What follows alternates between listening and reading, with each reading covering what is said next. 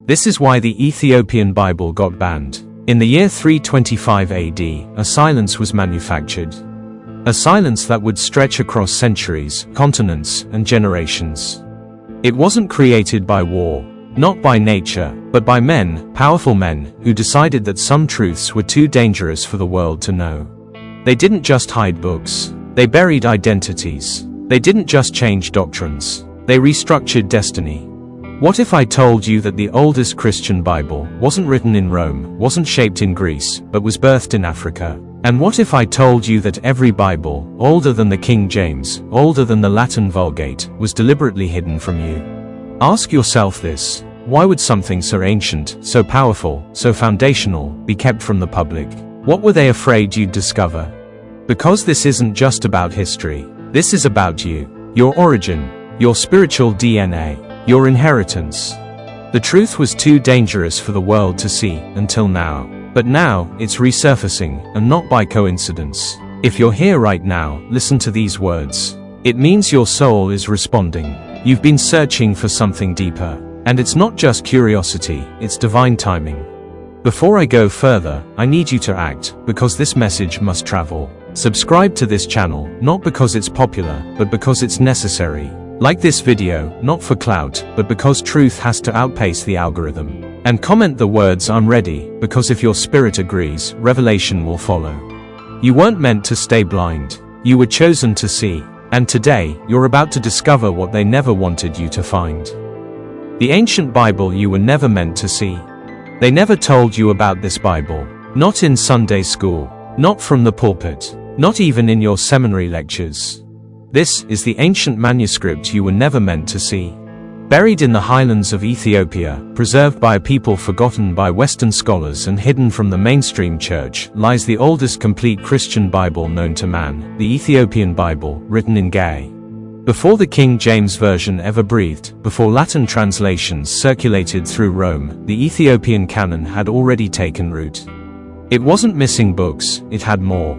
A staggering 81 books, many of which Western Christianity either suppressed, removed, or flat-out banned. This was no accident. You see, nestled in its pages were writings that disrupted the Roman agenda. Books like the Book of Enoch, which speaks of angels who came down and mingled with human women, texts that unveil the spiritual hierarchies and hidden realms that modern doctrine conveniently ignores.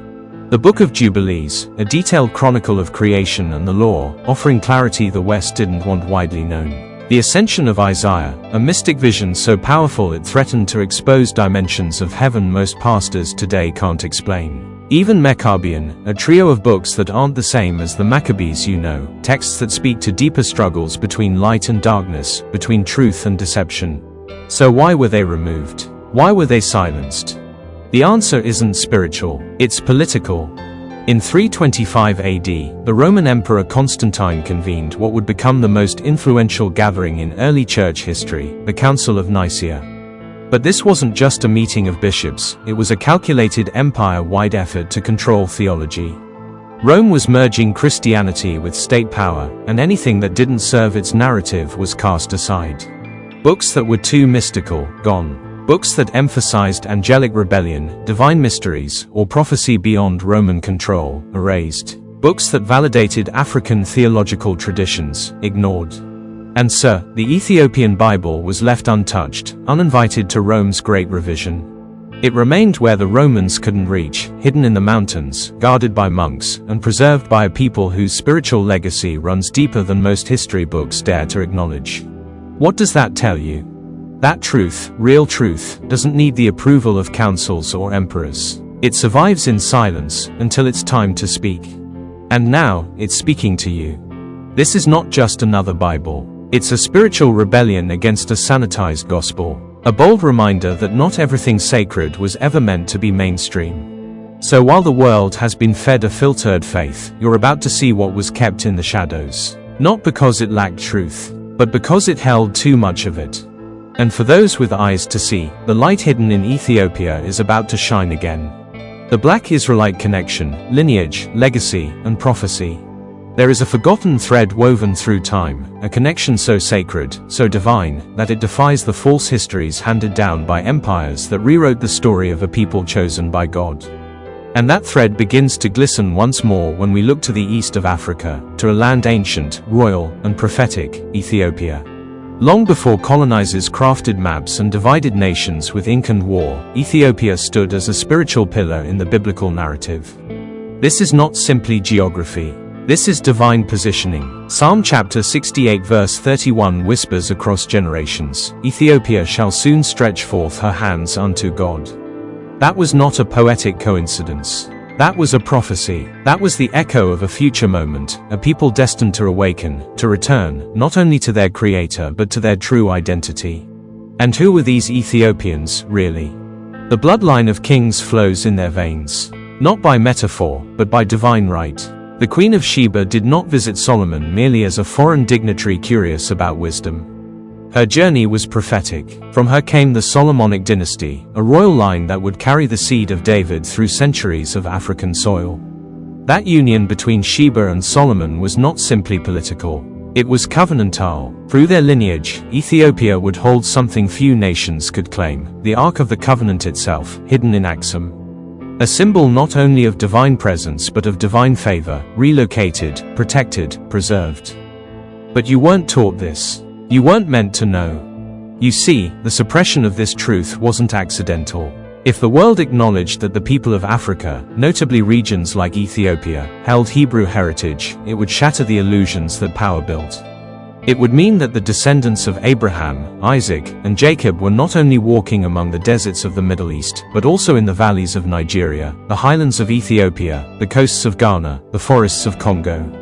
It would mean that the transatlantic slave trade was more than economics, it was prophecy unfolding. Deuteronomy chapter 28 was not just a chapter. It was a curse, a warning, a declaration that if God's people turned away from his ways, they would be scattered. They would be enslaved. They would forget who they are. And it happened. Yokes of iron, ships of captivity, languages erased, names stripped, identities replaced. But this scattering wasn't the end, it was the setup for a return. Because in the middle of loss, the covenant remained. The Hebrew roots of many African tribes, Igbo, Lemba, Beta Israel, have been buried under centuries of colonial rewriting. But they are now surfacing. Not as a conspiracy, not as fantasy, but as a revelation that the Black Israelite connection is not just cultural, it's prophetic. It's scriptural, and Ethiopia, the ancient kingdom that never bowed to Western colonizers, has always stood as the keeper of that hidden truth. Even now, beneath the stones of Axum, behind the closed doors where the Ark is said to rest, there beats a pulse. A divine heartbeat, a reminder that prophecy has never stopped speaking. You, listening to this, are not here by accident. This moment is not entertainment. This is a summoning, a call for you to stretch forth your hands, just as the psalm declared. To reach, not just upward, but inward. Back to your identity, back to your origin, back to the covenant that still lives in your blood. The world hid this from you, but God never did. Why the Ethiopian Bible was banned, what it says that they feared. Let me take you deeper now, into the heart of the matter, into what they've worked so hard to hide. The Ethiopian Bible, not just another version, not just another ancient manuscript. No, this book is a threat, a disruption, a sacred bomb that shakes the very foundation of modern religious empires. And that's why it was banned. That's why it was buried under centuries of silence. Because inside this book were truths that dared to awaken the blind. Truths that could not be allowed to circulate freely.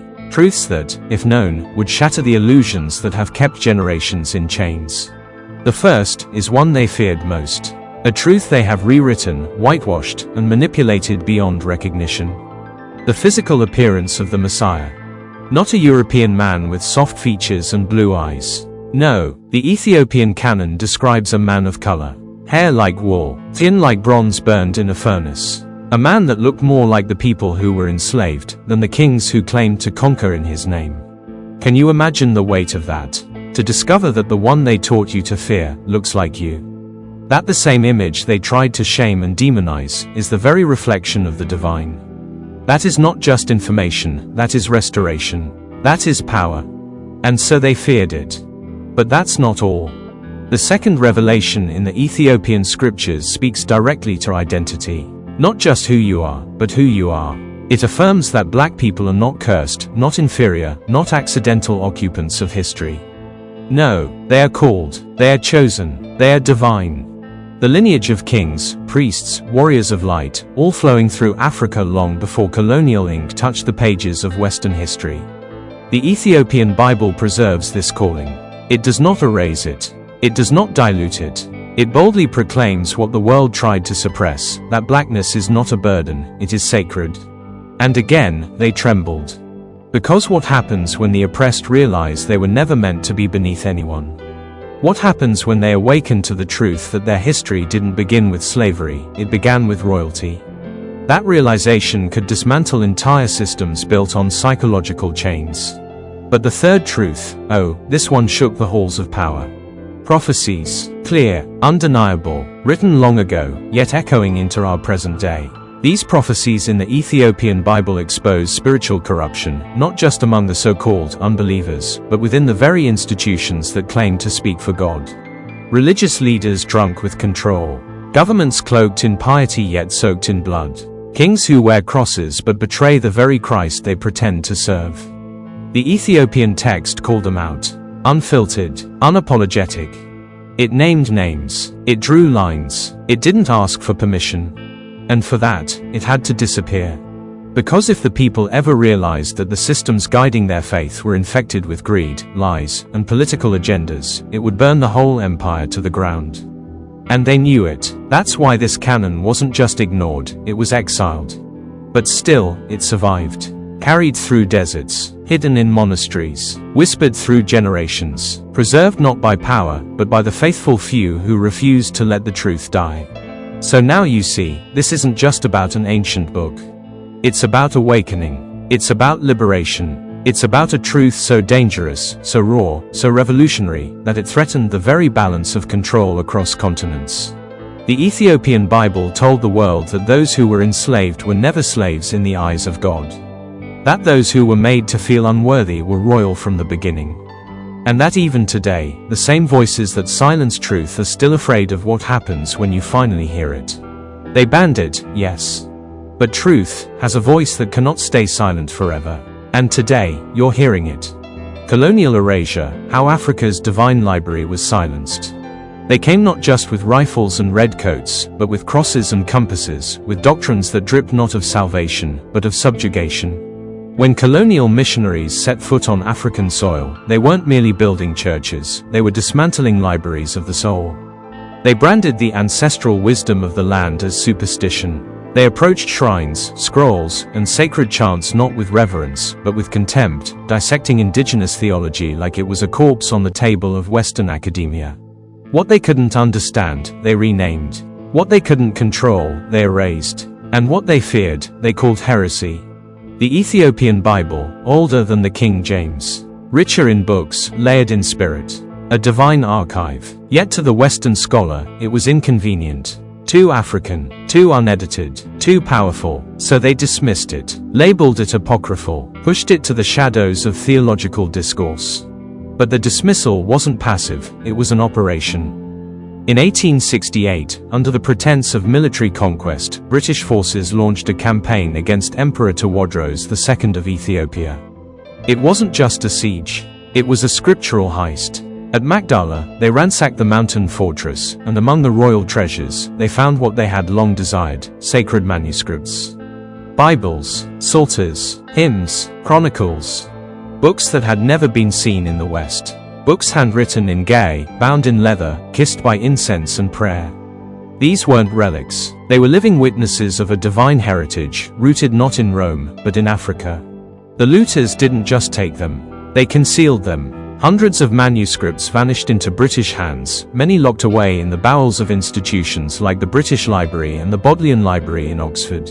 To this day, Ethiopia has demanded their return. To this day, most remain imprisoned behind cold European glass. Some of these books include the Kebra Nagast, a royal chronicle proclaiming the Solomonic lineage of Ethiopian emperors. The Book of Enoch, once lost to the Western canon, but preserved faithfully in Ethiopian hands. The Miracles of Mary, testifying to a spirituality both ancient and African. And the Cinnairium, Ethiopia's own sacred calendar of saints and martyrs. These were not mere religious artifacts. They were the blueprint of a people's soul. But by stripping Africa of its sacred literature, colonizers weren't just stealing books, they were rewriting reality. They rebranded African spirituality as primitive, while repackaging fragments of it as discovery. They wanted Africa to be a blank slate, so they could become the authors. But the ink of truth cannot be erased by time, and no empire can silence what God Himself preserved. You see, the fire they tried to smother still burns. The voices they tried to bury still speak. And the scriptures they tried to hide are finding their way back into the hands of the chosen. Because divine memory cannot be colonized. The spiritual consequences of hiding the truth. They never told you the cost of hiding the truth. They never explained what happens to a soul when its history is erased. Generation after generation, black believers have walked through the world with an identity fractured by lies, taught to worship a Messiah that didn't look like them, serve a gospel stripped of its roots, and walk in a faith that denied their origin. You see, this was never just a historical cover-up, it was a spiritual weapon. By hiding the truth, the enemy knew exactly what would follow: identity crisis. A deep, internal conflict that unsettles the spirit. A man who does not know who he is can be convinced of anything. A woman who forgets her bloodline can be robbed of her crown. And so, across nations, a spiritual confusion spread like wildfire. Black believers began to question their place in prophecy, their connection to the covenant, and their authority in the kingdom. But this is not just about history. It is about power. The Spirit reveals this: when a people lose their origin, they lose their authority. But now, restoration begins. That whisper is no longer distant, it is shouting across continents. Because the time of ignorance has ended. The time of spiritual sleep is over. God is awakening His chosen, and with it comes the unveiling of what has been buried. Look closely. Revelation chapter 1 verse 14-15 describes the Messiah not with pale skin and soft features, but with hair like wool and feet like burnished bronze, as if they burned in a furnace. This is not symbolic language, it is a divine description. A mirror meant for people who were never supposed to see themselves in Him. A sign planted in Scripture, waiting for the right generation to perceive it. And Daniel, the prophet who saw what others couldn't. In Daniel 7, the Ancient of Days takes his seat. His hair is white like wool. Fire flows before him. A courtroom in heaven is opened, and judgment begins. Not judgment to condemn, but to reveal. Because the Ancient of Days has not forgotten the ancient people. Their story, their pain, their exile, it was never abandoned. Only hidden. And now, He is lifting the veil. Do you feel it? This isn't just about black identity, it's about divine timing. The revelation is not coming to shame others, but to awaken the chosen. The world hid the roots, but prophecy preserved the seed. And now it sprouts through the cracks of every broken lie. What happens when truth is restored? Authority returns. Chains fall. Eyes open. The disempowered rise with a voice they forgot they had. And scattered people remember, they were always royal. Always prophetic. Always marked for glory. This is that moment. Restoration isn't coming, it's here. Let the truth speak. Let the Spirit confirm. Because the veil is being torn, not just in the heavens, but in your soul. Books the world wasn't ready for. The silence of history is not empty, it is filled with the echoes of truths the world tried to forget. Beneath layers of dust, buried deep in time, there are books, not just books, but living scrolls. Words so powerful they were hidden, banned, or rewritten by men who feared their light. The world wasn't ready, but you, listener, you are. From the ashes of forgotten libraries and the vaults of empires came whispers, books that spoke of angels who fell not by accident, but by rebellion. In the book of Enoch, one name rises from the shadows, the Watchers. Not myths, not symbols, real beings, once divine, who descended not to bless mankind, but to corrupt it. They taught men war. They taught women sorcery. They polluted creation with unnatural unions, birthing giants, Nephilim, half-breeds of ruin. Enoch walked with God, and what he saw, the world rejected. But here it is now, in your hearing, no longer hidden. And then there are two Esdras, written in exile, in anguish, yet burning with glory. A voice crying out after the destruction of Jerusalem. It speaks of a judgment day that no man can outrun. It reveals the scroll of the Most High being opened, line by line. The righteous are not forgotten. They are crowned, their tears turn to jewels, and their faith becomes their weapon. While kingdoms rise and fall, the Most High holds his own in remembrance. These are not metaphors, they are coded warnings and comforts, encrypted truth that was too sharp for soft men to hold. Now, hear this, the ascension of Isaiah. A text hidden in plain sight, shunned by the scholars who knew what it unveiled. Isaiah saw beyond the veil. He witnessed beasts, not animals, but empires. Each beast, a nation, a system, a throne raised against God. One after another, they rose from the earth, devouring the just, enslaving the poor, silencing the prophets. These beasts had names: Rome, Babylon, Egypt, and still, they evolve. Today they wear suits and sit in global councils. They legislate sin. They rebrand evil as enlightenment. And yet, these ancient scrolls were clear: their time is short. Prophecy is not poetic, it's precise. And these texts, long cast out as apocryphal, confirm what your spirit already suspects. They align with the warnings of Revelation, the patterns of Daniel, and the dreams of Joseph. What has been, shall be. What was written, cannot be unwritten. This is why they banned them. Because these books are mirrors. They reflect not just heaven, but hell. They reveal not just God's promises, but man's rebellion. And in doing so, they strip the veil off the present age. They name the true enemy. They expose the real war. And still, here you are, listening. The world may not have been ready, but the chosen are awakening. The scroll is being unsealed, not by scholars in ivory towers, but by seekers in the wilderness, like you. So receive this not just as knowledge, but as a mantle. You are not just hearing the words, they are being entrusted to you. The watchers fell, but so did Babylon. The beasts devoured, but the righteous were preserved. And though darkness still rules much of the earth, light is rising from the ancient texts they tried to bury. You are that light, and the story is just beginning. Modern Ethiopia still holds the flame. We now journey, across time and terrain, to the ancient highlands of Ethiopia.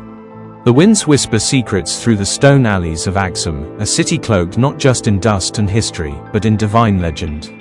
Here, in the silence of sanctified ground, lives a sacred mystery that has defied empires, colonizers, and the ages themselves. This is the place where many believe the Ark of the Covenant rests, kept in solemn isolation by devoted monks who have pledged their lives to guarding its presence. They do not boast, they do not advertise, they do not emerge, yet their eyes have beheld what most men have only dared to dream of.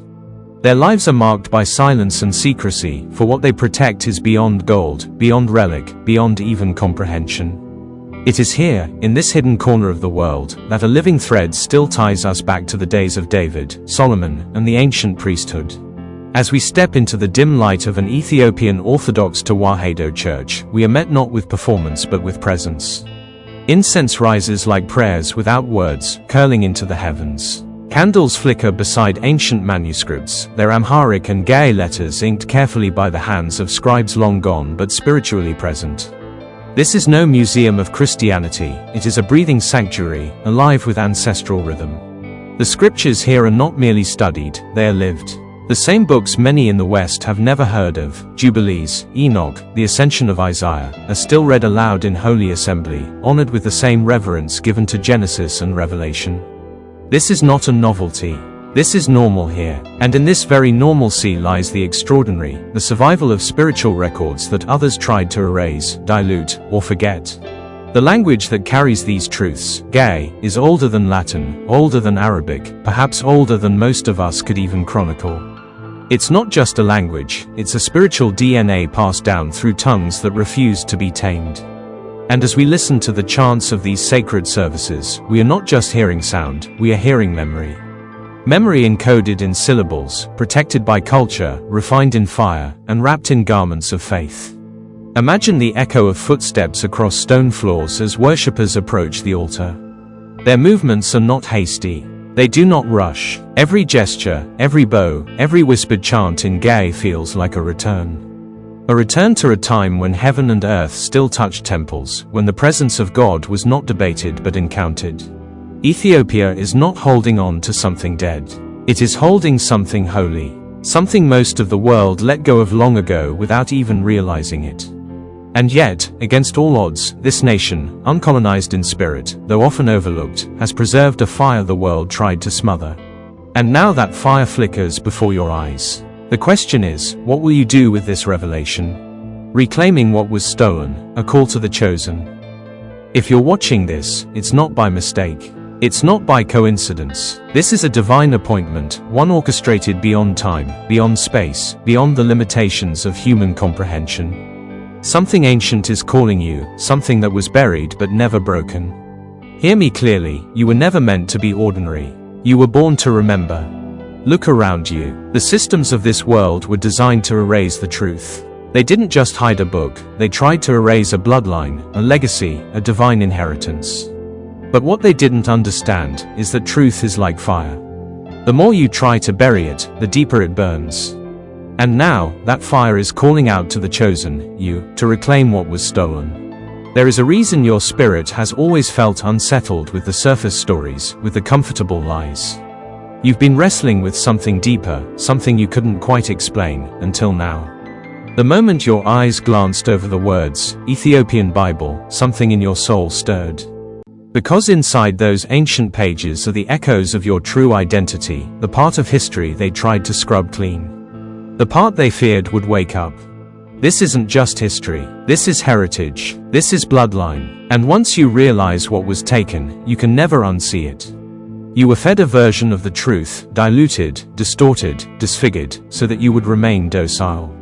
So that you would forget. But now that the veil is lifting, you're starting to see, you are not who they said you were. You are greater. You are marked. You are set apart. And you're not alone. I've seen it again and again. Ordinary men and women, just like you, encountering the Ethiopian scriptures, and their entire spiritual landscape is transformed. I've spoken to warriors in the faith who wept when they realized that their ancestors weren't just background characters in the Bible.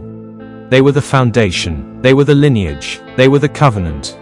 I remember one brother who reached out, trembling, telling me, I thought I was lost.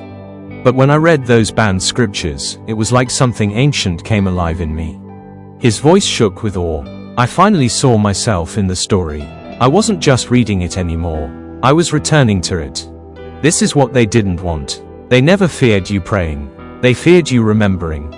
And now here you are, remembering. The Spirit of God is moving, shaking foundations. You're being awakened not just for knowledge, but for purpose. This is your moment to reclaim what has been stolen, your identity, your authority, your spiritual inheritance. The pages they tried to hide are now lighting fires in the hearts of the chosen. And you are one of them. You feel it, don't you? It's not just information, it's revelation. And once revelation hits your soul, nothing stays the same. You stop walking like a victim. You start walking like a vessel. You stop settling for fragments of truth and begin demanding the whole scroll. The whole truth, the ancient truth. And in reclaiming what was stolen, you are stepping into prophecy. Because the world isn't ready for the chosen to rise, but heaven has been waiting. So rise, awaken, return. Because you were born to remember. And now, the remembering has begun. Now close your eyes.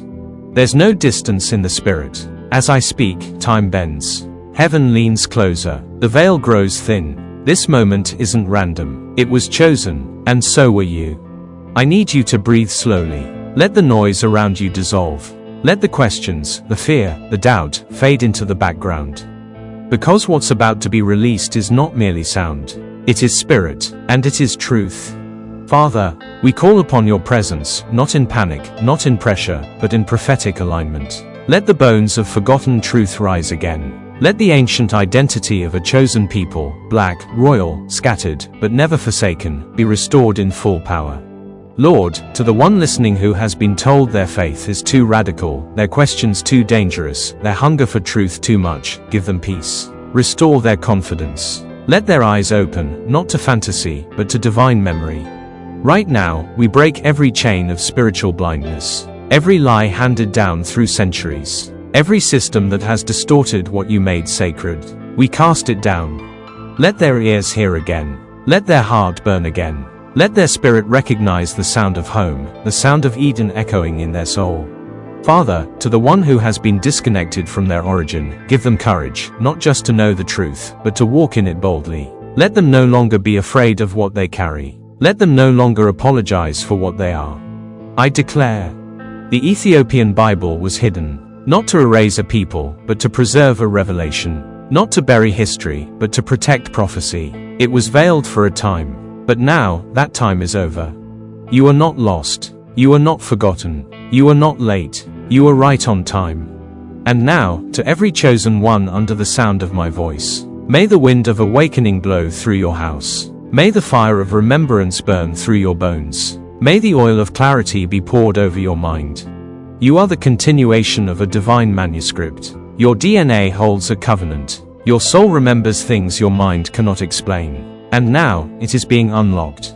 You are not what the world called you. You are what heaven named you. Royal, righteous, remembered. The Ethiopian Bible was hidden, not to be forgotten, but to be revealed in this generation. And you, yes, you, are the revelation.